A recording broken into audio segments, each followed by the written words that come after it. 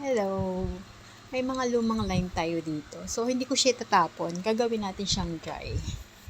Pero kailangan nating open siya or tusukin ng ganyan para lumabas yung juice niya habang nagda-dry. So, gagamitan ko lang siya natural dry. Hindi ko rin siya i-bake. Ayan. Nutasan ko lang siya ng 4 to 5. So, habang nagda-dry siya, lalabas yung juice niya sa loob.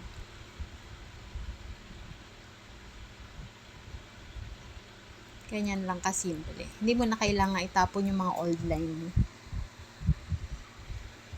Tapos ito, pwede mo gamitin pang asin. Pag nagluluto ka ng mga saluna, mga ganyan.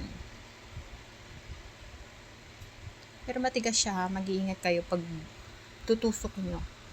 Pag natusok ka nyan, sakit nyan, promise. So, yun lang guys.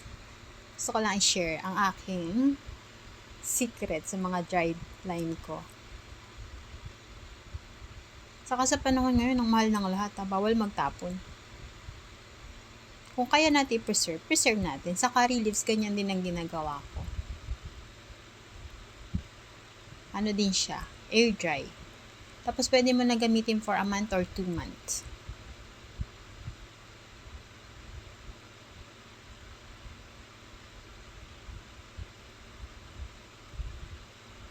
So, ganyan lang kasimple. Tapos, hayaan mo na lang siya. Matutuyo siya ng kusa niya. Parang puso mo. Pag hinayaan mo, matutuyo. Joke. So, yun lang guys. Thank you.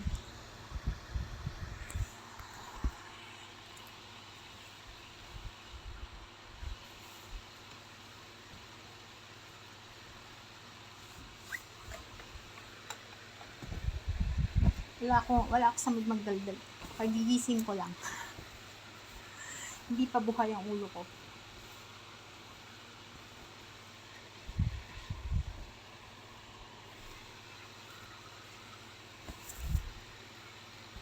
So, yun lang guys. Push lang ng push. Para kumita ng malaki.